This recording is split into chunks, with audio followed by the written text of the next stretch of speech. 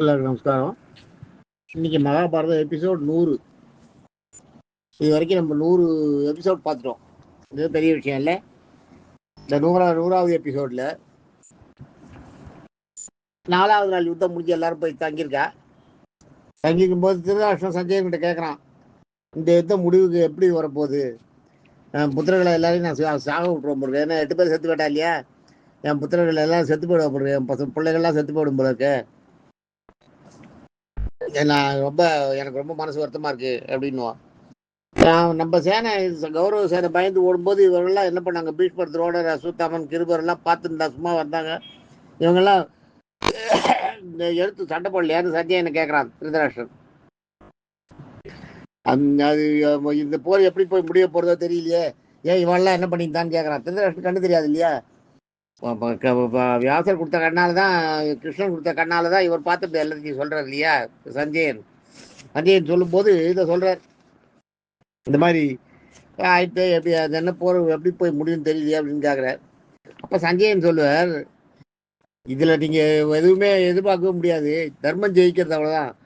பாண்டவர்கள் தர்மத்தின் பின்னாடி நின்று போடுறாங்க, அதனால அவங்க ஜெயிக்கிறாங்க. கௌரவர்கள் அநியாயத்தை பல கெடுதல்களை பாண்டவர்களுக்கு செஞ்சுருக்காங்க. அநியாயமாக நிறைய பல கெடுதல்களை செஞ்சுருக்காங்க பாண்டவர்களுக்கு. ஒன்று இடத்துல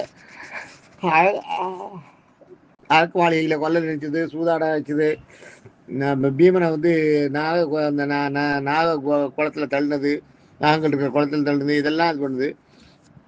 அதெல்லாம் அவங்களுக்கு இப்போ ஊழ்வினையாக வந்து சண்டையை தோக்கிற மாதிரி ஆகுது. அவங்க அந்த நேரத்தில் பொறுத்துருந்தாங்க அவங்களோட தர்மம் ஜெயிக்கிறது அப்படின்னுவான். அப்படின்னு இவன் சொல்லுவான். அவன் சொல்லும்போது அப்பையும் இவர் சொல்லுவார், நீங்கள் உங்கள் ஃபண்டு உங்களுக்கு நல்லது செய்யவா சொன்னதையெல்லாம் நீங்கள் கேட்கல. உங்களுக்கு உத்தர பாசம் கண்ணை மறைச்சிது. நீங்கள் இந்த சண்டை தேவையே இல்லை. இந்த சண்டை எதுக்கு நீங்கள் எழுத்தீங்க? இந்த சண்டை வந்தது காரணம் நீங்கள் தானே. நீங்கள் ஒத்துக்கலைன்னா எப்படி சண்டை நடக்கும்? இந்த சண்டையை ஒத்துட்டு நீங்கள் வந்து உங்களுக்கு புத்திர பாசம் அழிச்சது இல்லையா? அதை நீங்கள் பலன் நீங்கள் அனுபவிக்கிறீங்கன்னு சொல்லுவான். ஏன்னா அவள் 2 பேரும் வந்து குருகுலத்தில் ஒன்றா படித்தவா. இவா 2 பேரும் குருகுலத்தில் ஒன்றா படித்தவா. அதே மாதிரி அர்ஜுனன் கூட சாத்தியகி ஒன்றா படித்தவன். குருகுலத்தில் ஒன்றா துரோணர்கிட்ட வில்வித்தை கற்றுண்டவா. அர்ஜுனும் சாத்தியகியும் ஒன்றா வில்வித்தை கற்றுண்டுவா. அதனால தான் கடைசியில் நாராயணி சேனை பிரிஞ்சு போகும்போது சாத்தியகி தான் அந்த படை தளபதி. அவன் போக மாட்டேன்டுவான். அவனுக்கும் கிருதவர்மனுக்கும் கொஞ்சம் ஆகாது உள்ளுக்குள்ள. அதனால கிருஷ்ணன் என்ன பண்ணிடுற, கிருதவர்மனை சேனாதிபதியா போட்டு கௌரவ படைக்கு போக சொல்லிடுறார். ஏன்னா அவன் வந்து அங்கே எதுக்குறான் இல்லையா? இங்கே சாத்தியகி ஆகாது. சாத்தியகி இங்கே இருக்கான். சாத்தியகி இருக்கிற இடத்துல அமர்ந்தான்னா அவன் 2 பேருக்கு ஒத்துக்காம போயிடுச்சுன்னா என்ன பண்ணுறதுட்டு அனுப்பி விட்டுறார். அங்கே அனுப்பிடுறார் கௌரவ படைக்கு சேர்த்து. அது எல்லாரும் கிருஷ்ணனை பொறுத்த வரைக்கும் எல்லாரும் உயிர் போகிறது தானே. உயிர் போன அப்புறம் எல்லாரும் நான் தானே சொல்கிறாரு. அதான் இதில் என்ன சொல்கிறாரு, மகாபாரத யுத்தத்தில் முன்னாடி பகவத்கீதையில் எல்லாரும் நான் தான், எல்லாரும் என்கிட்ட இருந்து தான் போறீங்க, என்கிட்ட இருந்து தான் வரீங்க. நான் அவரை பொறுத்த வரைக்கும் எல்லாரும் ஒன்று தான். சாத்திய இங்கே இருந்தானே, அங்கே இருந்தானே, பூரி சர்வீஸ் அங்கே இருந்தானே, இங்கே இருந்தானே, எல்லாருமே கிருஷ்ணனுடைய படைப்பு தான். நாராயணனுடைய படைப்பு மறுபடியும் நம்மகிட்ட தான் வந்து சேர போறாரு. அந்த இடத்துல கிருஷ்ணன் என்ன பண்ணிடுறார், சாத்தியகி இங்கே இருக்கிறதுனால கிருதவர்மாவுக்கு இவனுக்கு சண்டையாயிடும், கிருதவர்மனை அங்கே அமைச்சிடலாம் அப்படின்னு சொல்றாரு. யார் முன்னாடி சாவா யார் பின்னாடி சாவான்ற கணக்கே கிடையாது. மொத்தத்தில் எல்லாரும் நம்மகிட்ட தான் வரப்போறாரு கணக்கு பார்க்குறாரு. இது அதை சொல்லிட்டு இருக்கார். இதை வந்து சஞ்சயன் சொல்லுவார். அந்த சஞ்சயன் வந்து திருதராஷ்டிரன் கூட குருகுலத்தில் ஒன்றா படிச்சுன்றதெல்லாம் சொல்லுவார். நீங்கள் எங்கே கேட்டீங்க? நீங்கள் நாங்கள் சொல்றதெல்லாம் உங்களுக்கு வேண்டியவா யார் யார் என்னன்னு சொன்னாலும் அதெல்லாம் நீங்கள் கேட்கவே இல்லை. நோயாளி மருந்து சாப்பிட மாட்டேன்னு அழுதா என்ன பண்ண முடியும்? மருந்தை கொடுக்க தான் முடியும். சாப்பிட மாட்டேன்னு சொன்னால் என்ன பண்ண முடியும் அப்படின்னு. அது இப்போ எங்கள் அண்ணி ஒருத்தவங்க எங்கள் வீட்டில் இப்படி தான் பண்ணிட்டு இருக்காங்க. அது மாதிரி அந்த நோயாளி வந்து மருந்து சாப்பிடணும் இல்லை, மருந்தை கொடுக்கலாம், கொடுக்கறத எடுத்து கொடுக்கலாம், சாப்பிடணும் இல்லை. சாப்பிடாம பண்ணால் என்ன பண்ண முடியும்? அதுதான் சொல்றாரு. இந்த பாருங்க, நான் என் கண் முன்னாடி காட்சி வருது. துரியோதனை வந்து இப்போ போகிறான், பீஷ்மர்கிட்ட போகிறான். என்ன பேசுகிறான்ற பாருங்க, நீங்களே கேளுங்கன்ட்டு அந்த சவுண்டை மட்டும் கேட்குற மாதிரி பண்ணுறார் திருதராஷ்டிரனுக்கு. கேளுங்கன்னு சஞ்சயன் கூடுறான். அப்போ இவன் போகிறான். இப்போ வந்து துரியோதனன் வந்து பீஷ்மரை மீட் பண்ணுற காட்சி வருது. துரியோதனன் பீஷ்மர்கிட்ட போகிறான். பீஷ்மர்கிட்ட போய், நீங்கள் துரோணர், அஸ்வத்தாமன், கிருபர், பூரிசவசு, பகதத்தன் ஒருத்தன், அவன் ஒரு பெரிய ராஜா, அதில் அவங்க தலையில பின்னாடி சொன்னேன், கிருதவர்மன், சுதக்ஷன், விகர்ணன், இவங்கெல்லாம் பெரிய பெரிய பேர். விகர்ணன் வந்து ஆக்சுவலாக நீதிமான் தான் ஆகும். நீதிமானாதான் தன்னுடைய அண்ணனுக்காக கடைசி வரைக்கும் தன்னோட அண்ணன் கூட இருக்கணுன்றதுக்காக அங்க இருக்கான். இழுத்துதான் இந்த பக்கம் வந்துடுறான். விகர்ணன் அங்கேயே இருக்கான். இந்த விகர்ணன் சொல்ற அவள்லாம் இருக்கும்போது எப்படி ஜெயிக்க முடியும்? இவாளெல்லாம் ஜெயிக்கிற வீரர்களே கிடையாது. இவங்கெல்லாம் இருக்கும்போது பாண்டவர் படை வந்து ஜெயிக்கிறதுனா, பாண்டவர் படை வந்து நம்மளை அழிக்கிறதுனா இதுக்கு காரணம் என்ன? ஒரு மாதிரி டவுட்லேயே கேட்பான், கிண்டலா. பீஷ்மரை கேட்குறதே அவன் வந்து கேட்கறது வந்து நல்ல விதத்தில் கேட்கல, தெரியாமல் கேட்கல, தெரிஞ்சுதான் கேட்குறான். ஆனாலும் பீஷ்மரை அதை பொறுத்துட்டு என்ன பண்ணுறாரு? பீஷ்மர் அப்பையும் நீ சொல்கிறது சரிதான், ஆனால் இப்போ கிருஷ்ணன்றது வந்து கிருஷ்ணனும் அர்ஜுனன் நரநாராயணர்கள், ரெண்டு பேர் நரநாராயணனோட மறு அவதாரம் கிருஷ்ணனும் அர்ஜுனனும். அதனால் அவளையெல்லாம் ஜெயிக்க முடியாது, ரொம்ப கஷ்டம். அவள் வந்து பெரிய அவளால் ஏற்று போயிடுவா, எல்லாத்தையும் சமாளிக்க முடியும் அவளால் அப்படின்னு அவர் சொல்ல. என்ன இப்போ நீ வந்து அநியாயம் பண்ண, நீ முதல்ல நீ கேட்கல, அவ இப்போயும் நீ சரின்னு சொல்லு, நான் கூப்பிட்டு பேசுறேன்னு பீஷ்மர் இது வரைக்கும் சொல்லல அது மாதிரி. ஆனால் இப்போ சொல்லுவார், நான் கூப்பிட்டு வேணா பேசுறேன், நான் கூப்பிட்டு வேணா கிருஷ்ணன்கிட்ட பேசி போற நிறுத்திக்கலான்னு சொல்றேன். அவங்கவுங்க இடத்த ஆட்டுட்டு கேமமா இருக்கும். நீ அஸ்னாபத்தாரு, அவன் இந்த ஆளட்டும் தர்மர், ஒருத்தருக்குள்ள ஒருத்தர் பகை வேண்டாம், நீங்க பாட்டுக்கு நீங்க அவன் தாண்டிட்டு இருக்கோம். அது மாதிரி முன்னாடி நடந்தது. முன்னாடி சோமதத்தன் அந்த பாக்லிகன்னு சந்தனோட கூட பண்ணோம். பாக்லின்னு ஒருத்தன், தேவாபின்னு ஒருத்தன். இந்த தேவாபி தான் சாமியாரா போயிடுறான். அவன் நாடு எல்லாம் எதுவும் வேண்டான்ட்டு போயிடுறான்.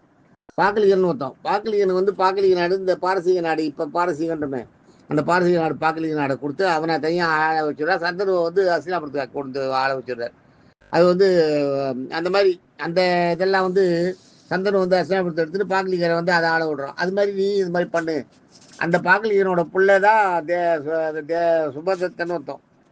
இந்த சுபதத்தனோட புள்ள தான் பூரிசவசு.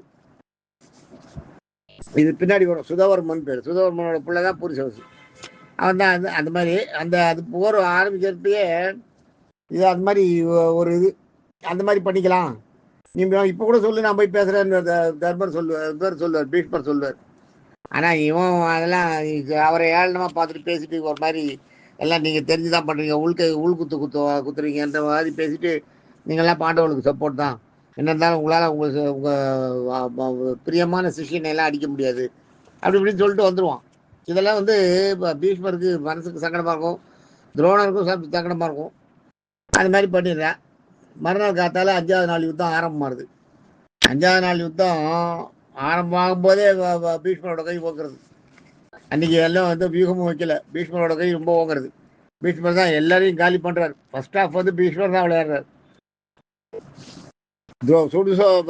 பீஷ்மர் இந்த மாதிரி பண்றதை பார்த்துட்டு துரோணரை பார்த்துட்டு துரியோதனை வரான். துரோணர்கிட்ட வந்து பீஷ்மர் இவ்வளவு கஷ்டப்படுறாரு, நீங்க வந்து இப்படியே நின்றுட்டு இருக்கீங்க, உங்களுக்கு என்ன உங்க சிஷியனை வந்து பிரதம சிஷியனை வந்து உங்களை அடிக்கிறதுக்கு மனசு வரலையா? ஏன் நீங்க போய் அவளையில சண்டை போட பண்றீங்க? அது அவர் சண்டை போட்டு தான் இருப்பார், அவளை முடிஞ்சது பண்ணிட்டு தான் இருப்பா. இருந்தா கூட இவாளோட பவர் ஜாஸ்தின்றது தெரியல அவனுக்கு. அவன் வந்து தெரியல தெரியும், இவளை உசுப்பேத்தணுன்றதுக்காக பண்றான். இவரை ஃபுல்லா ஏற்றுவான் துரோணருக்கு பயங்கர கோபம் வந்துடும். உடனே என்ன துரோணரும் பீஷ்மரும் மட்டும் ரொம்ப நியாயம் பார்க்குறவா. அவளுக்கு வந்து வெறுப்பாகி அவள் வந்து துரியோதனை பார்க்கறதே அவாய்ட் பண்ணுறா. துரியோதனை பார்க்கறதே அருவருப்பாக பார்க்க ஆரம்பிச்சிடுவா. அவன் பேசுகிற பேச்சும் அவனோட செய்கை என்னமோ அவங்க கூட நம்ம இவ்வளோ நாள் இருந்துட்டோமே அப்படின்றதுக்காக துரோணர் இருப்பார். துரோணர் வந்து நம்ம எந்த மாதிரி ஒரு சூழ்நிலையில் நம்மளை திருதராஷ்டிரன் காப்பாற்றி நம்மளை வந்து ஒரு பிச்சைக்காரனா ரொம்ப படியாழியாக போய் அவசரப்பட்டு இருக்கும்போது நம்மளை வந்து அங்கே கொண்டு வச்சு அந்த பிள்ளைகளுக்கெல்லாம் பாடம் சொல்லி கொடுக்க சொல்லி பீஷ்மர் பண்ணார். அதனால அது தன்னை இன்னைக்கு ராஜ்யத்தில் தான் இவ்வளோ பெரிய ஆளாக இருக்கணும்னா அதுக்கு வந்து துரியோதனை வந்து அவெல்லாம் காரணம் தானே, திருதராஷ்டிரன் தானே காரணம். அதனால அது அவனை எடுத்து போட்டு போகக்கூடாது அந்த இதுக்கு இருக்காரு. அஸ்தினாபுரத்தை காப்பேன், அஸ்தினாபுர அரசனை காப்பேன்னு சபதம் எடுத்துக்கிறதுனால பீஷ்மர் இருக்கார். ஆனால் இவளுக்கு இப்போ துரியோதனை செய்து சுத்தமாக பிடிக்கல. துரியோதனை பார்க்கறதே அவாய்ட் பண்ணுற, அவரை பார்த்தாலே இது பண்ணுற வெறுக்கிற. இது மாதிரி நடந்துட்டு இருக்கு. அந்த பக்கம் வந்து துரோணர் இது பீஷ்மர் வந்து பூந்து விளையாடுறார். இந்த பக்கத்தில் வந்து சாத்தியகி துரோணரை எதிர்க்கிறான். சாத்தியகி வந்து துரோணர் எதிர்த்தானா துரோணரோட தாக்குதல சாத்தியகியால் தாக்க முடியும். சாத்தியகி வந்து துரோணரோட சிஷ்யன். அதாவது அர்ஜுனன் அவளும் ஒன்றா குருகுலத்தில் இருந்தவான்னு சொன்னேன் இல்லையா? விஷயம் தான். அதனால சாத்தியகி வந்து தன்னோட ஆச்சாரியனையும் எதுக்குறான், எதிர்த்து சண்டை போடுறான். போட்டுட்டு இருக்கும்போது அவனால் முடியல. அந்த துரோணரெல்லாம் எதுக்க முடியுமா சாத்தியகியால்? திணறான். திணறும் போது என்ன பண்ணுறான், பீமன் வந்து அவனுக்கு ஹெல்ப் பண்ணுறதுக்கு வரான். சாத்தியகி அவஸ்தப்படுறதை பார்த்துட்டு பீமன் வரதை பார்த்தோடனே துரோணர் கூட பீஷ்மரும் சல்லியனும் சேர்ந்துக்கிறான். சேர்ந்துட்டு பீமனை தாக்குறான். ஏன்னா பீமன் வந்து ஆயிரம் பலம் இல்லையா, அவனை அவன் 3 பேரும் அட்டாக் பண்ணுறான். பீமனை இவா 3 பேர் சேர்ந்து அட்டாக் பண்ணதை பார்த்த உடனே சிகண்டி வந்து பீமனுக்கு ஹெல்ப் பண்ணுவான். நான் சொல்றது உங்களுக்கு புரியுதா? முதல்ல துரோணரும் சாத்தியகியும் சண்டை போடுறா. சாத்தியகி வந்து துரோணர்கிட்ட தாங்க முடியாததுனால பீமன் வந்து சாத்தியகிக்கு சப்போர்ட் வரான். சாத்தியகிக்கு பீமன் சப்போர்ட் வந்தவுடனே அந்த பக்கத்தில் துரோணருக்கு வந்து பீஷ்மரும் சல்லியனும் வந்துடுவா. அவன் 2 பேரும் வந்து தாக்கினவுடனே இதை பார்த்துட்டு இந்த பந்துவா சிகண்டி இந்த பக்கத்தில் பீமன் மட்டும் தனியாக மாட்டின்னு இருக்கான், சாத்தியகி மாட்டின்னு இருக்கான். நம்ம போலான்ட்டு சிகண்டியும் பெரிய வீரன். நம்ம பேசுறது நம்ம இந்த இதில் பேரை சொல்லி சொல்றது எல்லாருமே பெரிய பெரிய வீரர்கள் தான். எல்லாரும் பயங்கரமான வீரர்கள் தான். வீரர்கள் இல்லாதவ யாருமே கிடையாது. அவன் போறான். இவன் போன உடனே என்ன பண்றான், சிகண்டி போன உடனே சிகண்டியை பார்த்த உடனே பீஷ்மர் வந்து சிகண்டியோட ஹிஸ்டரி தெரியும் பீஷ்மருக்கு. சாதாரணமாக பீஷ்மர் பெரிய பெரிய போர் வீரர்கள்லாம் என்ன பண்ணுவா, பெண்களை எதிர்க்க மாட்டான். இவன் வந்து பெண்ணா இருந்தா ஆணா வந்திருக்கோன்றது தெரியும். இவனோட பிறவி பெண்ணு தானே. அதனால சிகண்டியை எதுக்கிறதுல இருந்ததை ஒரு ஒரு வைராக்கியமா வச்சுட்டு இருக்காரு. சிகண்டி வந்து பெண்ணு, நான் வந்து ஆணா ஏற்றுக்க மாட்டேன். அவள் பெண்ணு, அவளோட பூர்வகதை எனக்கு தெரியும். அவள் தான் அம்பிகை அம்பாலிகையா இருந்தா சொல்லி அதை சிகண்டி எப்படி பிறந்தான்றது சொன்னேன் இல்லையா முதல்ல துருபதன் கதையில. அதனால சிகண்டி வந்தவொடனே சிகண்டியை பார்த்த உடனே பீஷ்மர் ஆந்திர போயிடுவார். பார்த்த பீஷ்மர் போயிடுறாரு. ஆனாலும் துரோணர் அடிக்கிறார். துரோணர் இருந்து சண்டை போடுறார். துரோணரோட சண்டையை பார்த்து சிகண்டியால தாக்கு பிடிக்க முடியல. சிகண்டி ஓடியே போயிடுறான், புறங்காட்டி ஓடிடுறான். அது வரைக்கும் போரில் புறமிட்டு ஓடுற வாழை வந்து புறமுதுகிட்டு ஓடுற வாழை அடிக்கிறது இல்லைன்ற சத்தியெல்லாம் இருந்தது. அன்னைக்கு பகல் வரைக்கும், 5ஆவது நாள் பகல் வரைக்கும். 5ஆவது நாள் சாயந்தரம் அது மீறுறது. அன்னைக்கு இப்போ ஈவினிங் நடந்த சண்டையில் என்னென்னா சங்குல யுத்தமாக மாறிடுறது. என்னென்ன சண்டையே வந்து போர் யானையில் வரவா யானையில் வரவால தான் நம்ம அடிக்கணும், அது இல்லை. யானையில் வரவா குதிரையில் வரவாழை அடிக்கிறது, நடந்து போயிட்டு கொள்வது. ஆக இது மாதிரி சங்குல யுத்தம்ன்றது தான் ஒருத்தர் மாறி மாறி கண்டபடி அடிச்சுக்கிறது. அது சங்குல யுத்தமாக மாறிடுறது. போர் விதிமுறைகள் சுத்தமாக கடைபிடிக்கவே இல்லை, எல்லாம் மீறிடுது. துரியோதனன் என்ன பண்றான், சாத்தியை எதுக்கிறதுக்கு பெரிய படையை அனுப்புறான். சாத்தியை என்ன பண்றான், அந்த படை பூரா நாசம் பண்ணிடுறான். நாசம் பண்ணுவேன்னு இதை பார்த்து இந்த பூரிசவசுன்னு சொன்னேன் இல்லையா, அந்த பூரிசவசோட கதை நான் தனியாக சொல்றேன். அப்புறம் இந்த பூரிசவசு அவன் வந்து என்ன பண்ணுறான், அவன் எதுக்குறான். பூரிசவசு வந்து கௌரவப்படையிலேருந்து சண்டை போடுறான். அவன் என்ன பண்ணுறான், சாத்தியை எதுக்குறான். சாத்தியைக்கும் பூரிசவசுக்கும் ஜென்மாந்திர பகை ஆகாது. அவன் 2 பேருக்கு பரம்பரையாகவே பகையாகவே வந்துட்டே இருக்கு. அது என்னன்றதை நான் அடுத்த ஒரு பூரிசவசோட கதையை சொல்லும்போது சொல்கிறேன்.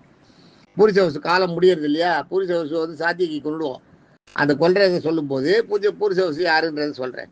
ஏன்னா இப்போ வந்து நம்ம நடுவில் சொன்னால் அது கன்ஃபியூஸ் ஆகிடும். இந்த நம்ம வாருக்கு இது பண்ணிட்டு இருக்கோம், அந்த இது விட்டு போயிடும். பூரிசவசு வந்து சாத்தியகி எதுக்குறான். சாத்தியகி வந்து பெரிய படையை அனுப்புகிறான். சாத்தியகி எல்லாத்தையும் நாசம் பண்ணான். சாத்தியகி எதுக்கிறதுக்கு அர்ஜுன் பெரிய படையை, துரியோதனன் பெரிய படையை அனுப்புகிறான். அந்த படையை பூரா சாத்தியகி கொண்டுடுறான். சாத்தியகி கொண்டதை பார்த்தோன்னே பூரிசை வந்து சாத்தியகை தேய்க்கிறான். பூரிசவசுவை சாத்தியகியால் எதிர்க்க முடியல. அவனை சுத்தமாக அவனை நிர்மூலமாக்கிறான். பூரிசவசு 2-3 தடவை பண்ணிக்கிறான். 2-3 தடவை சாத்தியகி வந்து அவங்ககிட்ட தோத்துறான். அது வந்து இப்போ ஒரு தடவை தோத்துறானே, தோத்த உடனே என்ன பண்ணுறான், இவன் தோத்துட்டானே 2 பேரோட தேர் ஒருத்தர் தேர் அடிச்சா தேர் உடஞ்சி போயிடுது. தேர்ப்பாங்கன்னு செத்து போயிடான். 2 பேரும் கீழே இருக்கிறான். கத்தியில் 2 பேரும் சண்டை போடுறான். கத்தியை வச்சுட்டு 2 பேரும் சண்டை போடுறதை பார்த்த உடனே இந்த கத்தி சண்டையை வந்து சாத்தியகியால் பூரிசவசு எதுக்க முடியாது. கத்தி சண்டையால். 2வது பூரிசவசு வந்து அவன் நிறைய தானங்கள் தவங்கள்லாம் பண்ணவும் அவன் பெரிய ஆளவன், அவன் பெரிய ஞானி. அவன் இந்த சண்டையில் வந்து கௌரவ சைடு, அதாவது தப்பாக வந்து சேர்ந்தவன். ஒரு இதில் வந்து ஒரு தப்பு செடின்னு பாருங்க, அது மாதிரி அதில் வந்து அவன் ஒன்றா சேர்ந்தவன். பூரிசவசு வந்து பெரிய ஆழ்வம். அவன் பெரிய பிரம்மாவெல்லாம் தவம் பண்ணியிருக்கான். பிரம்மாவெல்லாம் அவனுக்கு காட்சி கொடுத்துருக்கா. அவன் வந்து எல்லார்ட்டையும் தேவர்கள் வரம் கேட்டப்போ கூட, பிரம்மா வரம் கேட்டப்போ கூட, நீங்கள் என்ன எனக்கு வரம் கொடுக்குறதுன்னு அனுப்பிடுறான். உங்களை நான் பார்க்கணும்னு நினச்சா பார்த்துட்டேன், அவ்வளோதான், அதுவே போகிறோம். எனக்கு தேவையான நேரத்தில் நீங்கள் எனக்கு உதவி பண்ணுங்க, போகிறோம், நீங்களே பார்த்து பண்ணுங்க, நான் ஒன்றும் வரலாம் கேட்க மாட்டேன். அவர் சொல்லுவா பூரிசவசு சொல்லும் போதே தேவர்கள்லாம் வந்து ஈஸ்வரன்லாம் வந்து காட்சி கொடுக்கும்போது உனக்கு என்ன வரம் வேணும்னு கேட்டா, நான் வரம் என்னது வேணும்னு உங்ககிட்ட வாங்கினேன்னா நீங்க எனக்கு வந்து வரம் கொடுத்ததா ஆயிடும். அதுக்காக தான் நான் தவம் பண்ண மாதிரி ஆயிடும். அது வேண்டாம், அதுக்கு நான் தவம் பண்ணல, உங்களை பார்க்கணும்னு தான் தவம் பண்ணேன், அவ்வளவுதான். என்னோட ஞானம் என்னோட தவத்தை பண்ண அந்த செய்ய பலனை தான் நான் நினைச்சேன், உங்களை பார்த்துட்டேன், அவ்வளவுதான். எனக்கு ஏதாவது நல்லது செய்யணும்னா நீங்களே பார்த்து நல்லது செஞ்சுக்கோ, நான்லாம் உங்ககிட்ட எதுவும் கேட்க மாட்டேன்னு சொல்லி அனுப்பிச்சிடுவோம். தேவர்கள் வந்து வரம் கொடுக்குறேன்னு சொல்லி வரம் வேண்டாம்னு சொல்லிட்டு பேசாம இருந்தாலும் இவன் ஒருத்தம். அதே மாதிரி சபரி யுத்தி ராமாயணத்துல சபரி கதையை அப்புறம் சொல்றேன். அது மாதிரி இவன் அது பண்ணிட்டு இருக்கா. அந்த பூரிசவசு வந்து சாத்தியகி வந்து என்ன பண்ண கீழே விழுந்தவொடனே கத்தி எடுத்துக்கான். கத்தி எடுத்துட்டு பூரிசவசு கத்தி எடுத்துக்கான். பூரிசவசுவோட கத்தி சண்டை சாத்தியகியால போடவே முடியாது, போடவே முடியாது. என்ன இருந்தாலும் பூரிசவசு அப்புறம் ஹேண்டு தான், அவனை ஒன்றும் பண்ண முடியாது. அவன் அந்த மாதிரி வந்தவொடனே பாதி சண்டையில் அவன் போட்டுருக்கும் போது பார்க்குறான், பீமன் பார்க்குறான் பூரிசவசு கட்டாயம் சாத்தியகி தோற்றுருவான். பூரிசவசுக்கு ஏற்கனவே பகை, சாத்தியகிக்கும் பூரிசவசுக்கும் ஜென்மாந்திர பகை இருக்குது. இதை பார்த்த உடனே இவனை காப்பாற்றிட்டு என்ன பண்ணிட்டான், பீமன் வரான். பீமன் தன்னோட தேரை வேகமாக ஓட்டிட்டு வந்து சாத்தியை தூக்கின்னு போயிடுறான். சாத்தியை தூக்கி தன்னோட தேரில் போட்டு கூட்டு போயிடுறான். அவனும் விட்டுறான். சாத்தியை இவனும் பூரிசவசும் சரி பயந்து ஓடுறவனா ஒன்றும் பண்ணக்கூடாதுன்றது அந்த போகிறது இருக்கு இல்லையா, அதை விட்டுறான். அந்த நேரத்தில் என்ன பண்ணுறான், இந்த சாத்தியை சண்டை போட்டானே, சாத்தியை சண்டை போட்டப்போ அவனுக்காக 10 பேர் அவனோட பிள்ளைகள், சாத்தியோட பிள்ளைகள், அவ வந்து சண்டை போடுறான் பூரிசவசுக்கிட்ட. பூரிசவசு வகையா மாட்டீங்களான்ட்டு அவன் தான் குலமே இது இல்லை, வம்சமே ஒருத்தருக்குள்ள ஒருத்தர் எதிரி இல்லையா. இவ்வளவு தவங்கள்லாம் பண்ணி கூட பூரிசவசுக்கு அந்த ஜென்மாந்திர பகைன்னு ஒன்று இவங்கிட்ட இருக்கு, சாத்தியகிட்ட இருக்கு. சாத்தியோட பொருளை 10 பேர் வராங்க, 10 பேரையும் கொண்டு விடுறான். 10 பேரையும் பூரிசவசு சாத்தியகி எதிரியே கொண்டு விடுறான். சாத்தியகி கண்ணெதிரியே, சாத்தியகி தான் கண்ணெதிரி தான் 10 பிள்ளைகளை பூரிசவசு கொள்றதை பார்க்குறான். உனக்கு இதுதான் அவனுக்கு தாழவே முடியாது, அவன் அப்படியே துடிச்சு போயிடுவான். 10 பிள்ளைகளை கொண்டுட்டானே அவன். 10 பிள்ளை, ஒரு பிள்ளை கூட பாக்கியே இல்லை. 10 பிள்ளை 10 பேரையும் கொண்டுட்டான். 10 பேரும் சண்டைக்கு வர அவங்ககிட்ட 10 பேரையும் கொண்டு விடுறான். 10 பேரையும் கொண்ட உடனே தான் அப்புறம் அதை பார்த்துட்டு தான் பீமன் வந்து உடனே இவனை இங்கே விட்டோம்னா இது இவன் போய் வீணா போய் அவங்ககிட்ட அந்த வெறுப்பில் இதில் சண்டைக்கு போவான். சண்டைக்கு போனான்னா இவன் தோற்றுருவான், சாத்தியகி நம்ம எழுதுனா மாதிரி சாத்தியகி தூக்கின்னு போயிடுவான். பீமன் விட்டுருவான். சாத்தியகி புறம்புகிட்டு ஓடுறானே அவனை விட்டுருவான் பூரிசவசு. இந்த மாதிரி அது மாதிரி இருக்கு. அர்ஜுனனை எதுக்கிறதுக்கு ஆயிரக்கணக்கான வீரர்களை இருப்பான் துரியோதனன். துரியோதன் தான் அந்த பக்கத்தில் சேனாதிபதி. அவன் என்ன பண்ணுறான், அவன் தான் மெயின். அவன் என்ன பண்ணுறான், எல்லா படைகளையும் அர்ஜுனன் பக்கத்து இருப்பான். அர்ஜுனன் பூந்து துவம்சம் பண்ணுறான். தத்தால எப்படி பீஷ்மர் பண்ணாரோ அதே மாதிரி இவன் இப்போ பூந்து விளையாடுறான். எல்லாரையும் கொண்டு அவடி குமிக்கிறான். இந்த இதில் இப்போ வந்து அந்த அந்த இதுவே போயிட்டு சங்குல யுத்தம் ஆயிடுச்சு. அந்த போர் வரம்பெல்லாம் மீற ஆரம்பிச்சிட்டான். அப்படியே கொஞ்சம் கொஞ்சமாக மீற ஆரம்பிச்சிட்டான். அடிச்சு அவன் சொல்றதை யார் வேணாலும் அடிக்கிறதுன்ற மாதிரி அர்ஜுனன் வந்து எல்லாரையும் கொண்டு தூக்கி போடுறான். தூக்கி அது பாட்டு கும்பலாக ஒன்னா சேர்ந்து போய் விடுறான். இதை பார்த்து உடனே படையெல்லாம் ஒன்னா சேர்ந்து அர்ஜுனன் சேர்ந்துட்டு ஜெயகோஷம் கொடுக்கும் அர்ஜுனுக்கு. அது துரியோதனுக்கு அவமானமாயிடும்.